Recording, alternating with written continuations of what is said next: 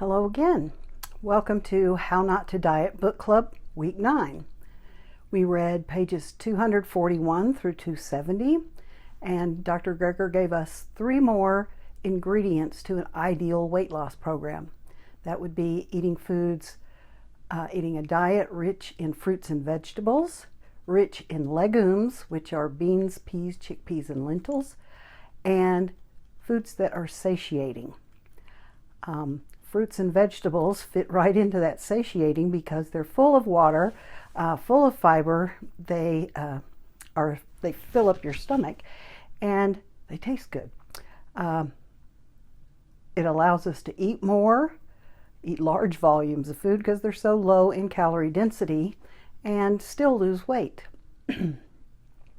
People who tend to eat more fruits and vegetables also tend to have less obesity. They are usually more educated and make better lifestyle choices. So if you want to be in that elite group, eat more fruits and vegetables. Dr. Greger talked again about the study where participants were given 3 apples or pears in addition to their regular diet to eat, and they lost more weight than the control group who weren't given the extra fruit. Probably because fiber is very satisfying, and fruit displaced the junk that they might have eaten if they were still hungry. Of course, we want to eat fruits and vegetables, but Dr. Greger reminds us you need to get rid of the the calorie-rich and processed foods first. He compared whole fruit to fruit juices, and no surprise there, the whole fruit was better for you, and he called fruit juices liquid candy. Kids who grow up, start on fruit juices early, tend to have higher diabetes and higher levels of obesity, partly because that liquid candy juice is absorbed very quickly into the bloodstream, and then you're still hungry afterwards. But he also calls it a gateway drug to soda pop consumption later. And it isn't just what you eat, it is what you absorb. And fruit juice is absorbed quickly. Processed foods are absorbed quickly because the fiber has been stripped away from them. And then meat doesn't have any fiber to start with, so the calories in processed foods and meat are absorbed much more quickly. Then you're still hungry later on, and processed foods and meat have that fiber. The cell walls are stripped away, and that fiber and cell walls tend to trap calories and carry them all the way out so that you don't absorb all the calories. You don't process them. Dr. Greger asked the question, can you have too much fruit? One study showed participants were given 20 servings of fruit per day. And you would think that would cause all kinds of problems, but no, they still lost weight. The fruit blunted the insulin spikes so that they stayed more level, which is great news for diabetics and for anyone trying to lose weight because insulin spikes cause fat storage. So he does recommend 7 to 13 servings of fruits and vegetables per day, and a broad variety. Now, which fruits and vegetables cause weight loss? Well, garlic was shown, even garlic powder was shown to cause weight loss and inches lost. The vegetables that showed the greatest weight loss were cauliflower and tofu, soy products. And the fruits that caused the most weight loss were apples, pears, and berries. Yum. A Harvard study was done with legumes, which are very satisfying, very satiating. And people who ate servings of beans, peas, chickpeas, lentils each day lost 10 times more weight than the study participants who did not have legumes. Eat more beans. He said that legumes have a second meal effect, that not only are you satisfied when you eat the legumes and you stay satisfied for a long time, but even the next day, 11 hours later, people ate fewer calories at the next meal because they were still satisfied and full from the fiber in the legumes. Dr.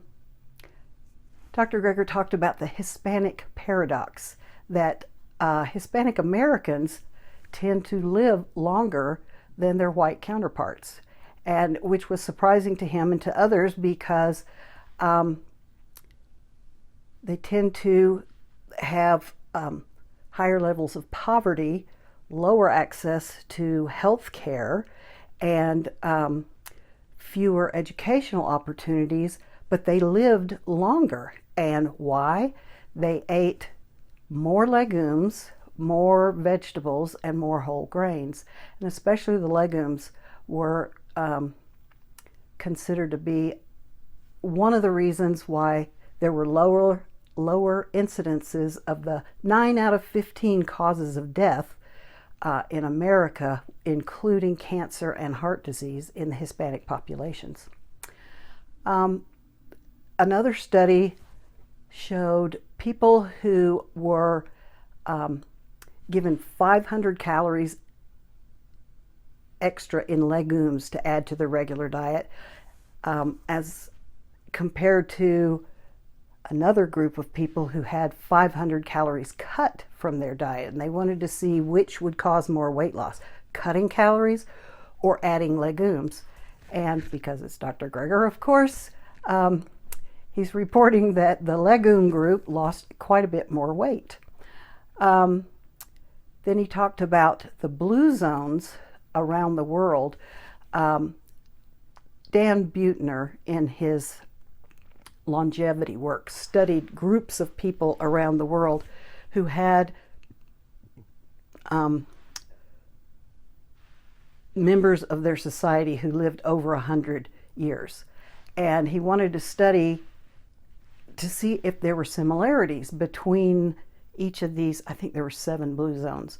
And the thing that they had in common was their diets were based on legumes and vegetables and things, but all of them had legumes. And he calls legumes the cornerstone of all diets of healthiest, longest living populations on the planet. So let's eat more beans. Ann Esselstyn is attributed to have said, "I want to live long, I want to live well, and I want to die fast." And if you want to be a blue zone type person and live long and prosper, eat more beans.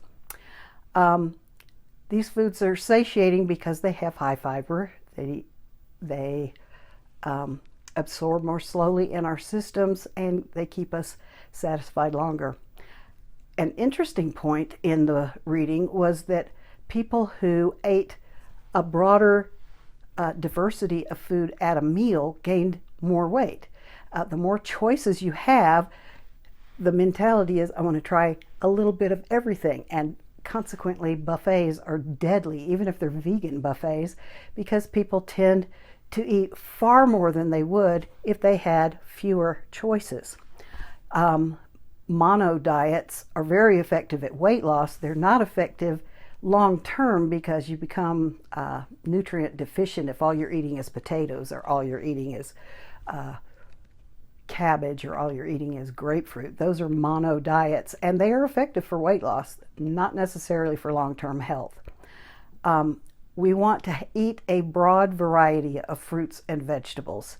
We want to be part of that elite group that eats fruits and vegetables and legumes for a healthy long life. And we want to eat simply. The fewer choices we have, the more weight we're going to lose at a meal. So he even talked about, I'm trying to think of how they put it, but the first bite of chocolate tastes better than the 10th bite of chocolate, because we become accustomed to a flavor, and then we kind of become dulled to it. So keep our meals simple and nutritious and delicious so that we can eat more, weigh less, and feel better. Remember, you matter. Never give up. I'll see you next week.